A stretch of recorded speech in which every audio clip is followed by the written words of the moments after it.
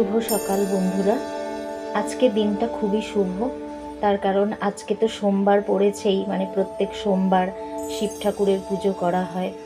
আর তাছাড়া আজকে হচ্ছে সংক্রান্তি। এই যে পুরুষোত্তম মাস গেল, সেই মাসের আজ সংক্রান্তি। আবার মায়েরও পুজো হয়েছে, আজকে অমাবস্যা। কালকে থেকেই পড়েছে, কালকে দুপুর 12টার পর থেকেই পড়েছে। আজকে সকাল 9:35 পর্যন্ত সেই অমাবস্যা ছিল, তাই জন্য একটু মায়েরও পুজো করে নিতে পেরেছি। শিব ঠাকুরের তো সোমবার পুজো করেই থাকি, তার সাথে মায়েরও পুজোটা আজকে করে নিয়েছি।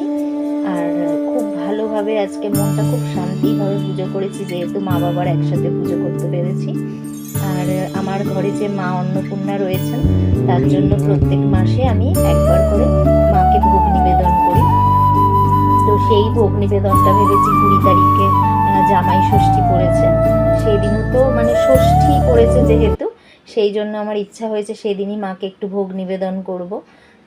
আমি তো যা করি সেটাই তোমাদের সাথে একটু শেয়ার করে থাকি, আমার ভালো লাগে আর মনটাও ভরে যায় পুজো করে। এই নয় যে আমি ভিডিও বানাচ্ছি সেই জন্য পুজো করি, তা নয়। আমার পুজো যেহেতু করা হয় সেজন্যই আমি তোমাদের সাথে শেয়ার করি, যাতে আমার সাথে সাথে সকলে পুজো করুক, সকলে নিজের মঙ্গল প্রার্থনা করতে পারুক।